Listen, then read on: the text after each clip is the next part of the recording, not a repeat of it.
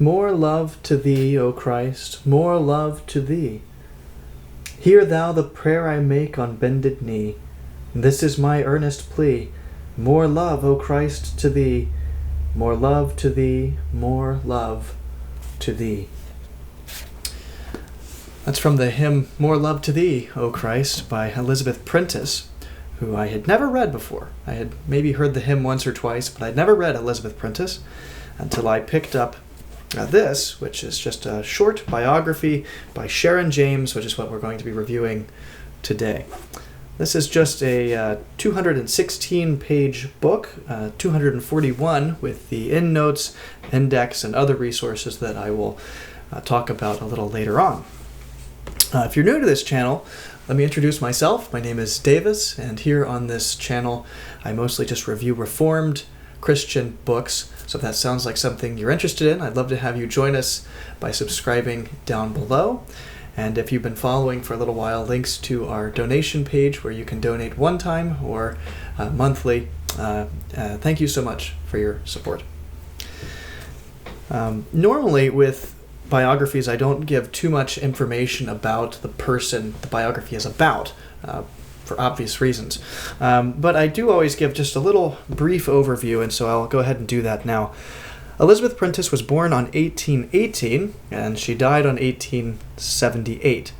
She was the fifth child of the famous Edward Payson, who I haven't reviewed here on the channel before, but maybe one day I will, and best known for her work Stepping Heavenward, and her hymn that I read at the beginning of this review.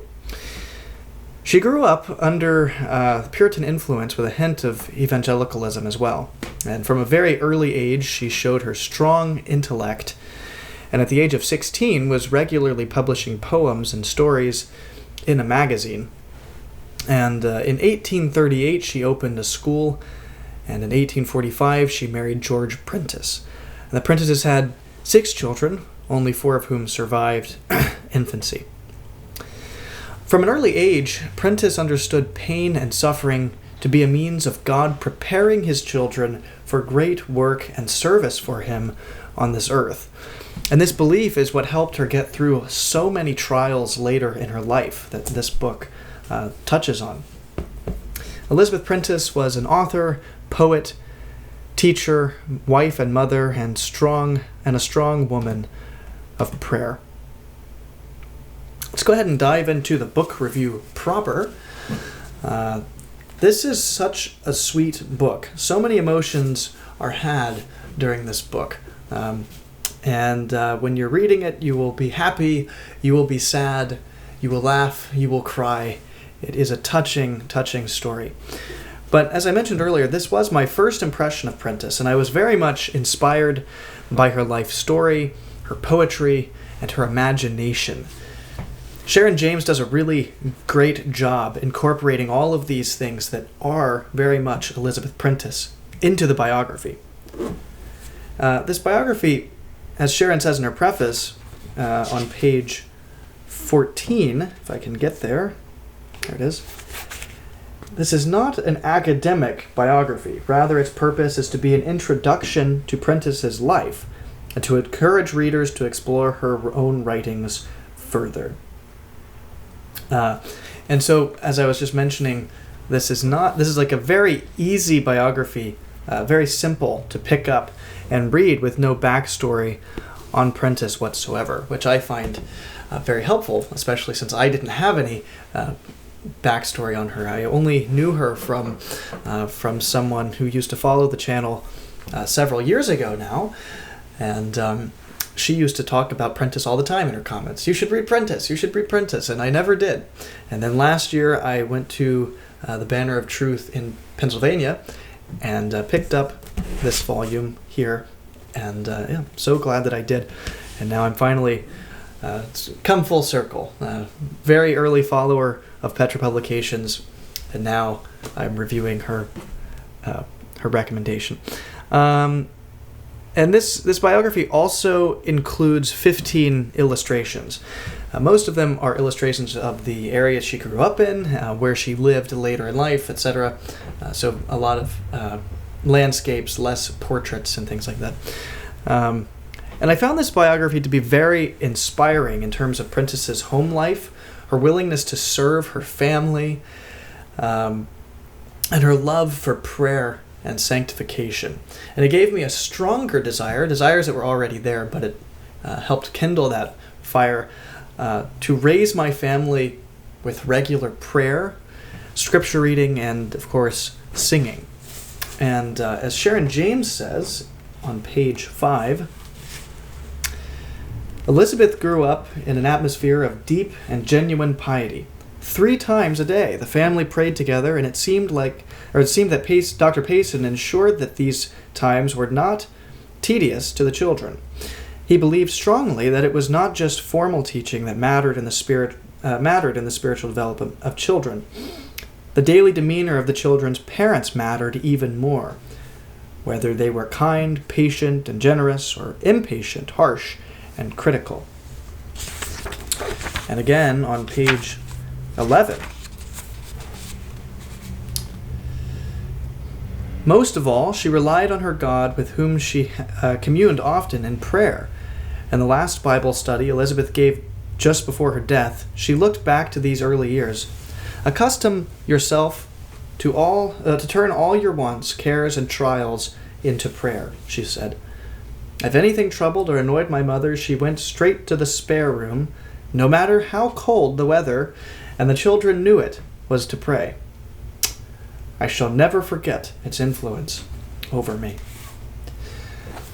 And so, again, feeling very inspired, very driven to lead and to do that for my own children. And also, if my mother is watching this, I can say the very same thing about my experience with my mother in the early mornings. I'll go ahead and read the table of contents so that you can see what you'll be reading if you do decide to pick this book up. First, there's the foreword by Barbara Hughes, the preface, a biographical table, which is very cool. I love those in biographies. You can see the key points in the person's life. Then there's a list of the illustrations. Then you get into the book proper, Growing Up in Maine, 1818 through 27, Daily Nearer to God, 1828 through 1840, Teaching in Richmond, 1840 to 1843, Courtship and Marriage, 1843 to 1845, God Never Makes a Mistake, 1846 to 52, More Love to Thee, 1852 through 8, Europe, 1858 to 60, The War Years, 1861 through 5, Christ is in My Soul, He is Mine, 1866 to 8, Stepping Heavenward, 1869, I Have Lived, I Have Loved, 1870 through 3, Yearning for Home, finally, 1874 through 8. And then there's an epilogue, a conclusion, endnotes, suggestions for further reading. Again, a very helpful page to have, something that says, hey, you should try this book next. I love those also in biographies. And then a select bibliography, and finally an index. So those are the table of contents, and normally at this point in the review, I then dive into some quotes from the book. And I normally do more than I have for this review, but again, I don't want to spoil the book. This is a very precious book, and I do want you to read it after you watch the review, so I don't want to give you all of the good parts in the review. But on page 18, again, I found this very inspiring, very important, something that I want to incorporate into my family one day. She says, in a pre-television era, families made their own entertainment. Amusing verses were composed and read aloud, and word games were played. Absent relatives wrote long letters full of chat which were read aloud for the enjoyment of all. This culture of parlor literature was a boon for youngsters blessed with literary skills. They could write for an audience that was friendly and unthreatening. They could hear what their compositions sounded like when read aloud, and they could find a voice for themselves. And I think that's so great, something that I really do want to incorporate. And I think that truly helped Prentiss become who she was in order to write all of the things that she wrote.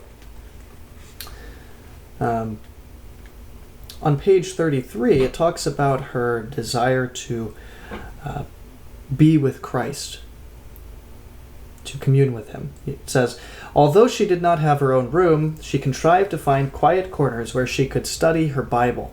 Alternatively, she went out for long walks just to be alone with her thoughts. Each morning she got up early, sometimes as early as 5, and taking her Bible with her into her corridor, she would sit in the corner by one of the windows and spend time in private prayer. And then later, this is in her journal, she says, how I long to be like unto him into whose image I shall one day be changed when I see him as he is. Amen to that. On page 52, it says, much of her time was spent in prayer for George and their future ministry together. Some pastors' daughters resolved never, ever to marry a minister. They have seen too much of the stresses and strains of man's life. Not so Elizabeth. She understood her vocation from God was to be a support to her husband in his ministry. Again, very important. Page 78. She aimed to write books that would attract children to Jesus. Writing for them came naturally to her. She believed that children brought up in a Christian home would grow to love God from an early age if encouraged to do so. And this assumption lay behind all her children's stories.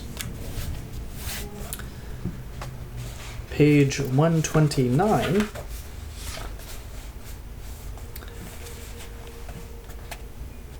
It says, she had now been married to George for more than 20 years, and they had weathered the storms of bereavement and illness together, and they also shared a deep love and had an unshakable confidence in the goodness of God. And, through it all, they kept a sense of humor. That's great. And finally, page 211 says this. Her own life showed that such submission was not mindless or passive. It is also clear that her husband respected her as a fully equal partner. He was so very proud of her achievements and took great delight in receiving compliments on her behalf and conveying them to her. Elizabeth's life and writings also demonstrate the ideal of domesticity. She was a gifted homemaker and took great delight in being creative in decorating, cooking, and gardening, and giving hospitality. Her books promote the notion that being a homemaker is a calling in itself, to be respected, and to be taken seriously, even if it was an unpaid and often unappreciated job. And that really sums up who Elizabeth Prentiss was and what she believed. I found that this book was also very similar to another book that I reviewed on this channel, the Fanny Crosby autobiography. Same time period, very interesting how similar they really were. But this one, I think, is more touching than the Fanny Crosby one. But I do highly recommend the book. There were some things at the end that I thought were somewhat interesting, but that is the case in every book. But that is basically all I have for this review. If it was helpful to you, I always love to hear from you in the comments section down below. And Lord willing, I will see you again very soon. God bless. Bye.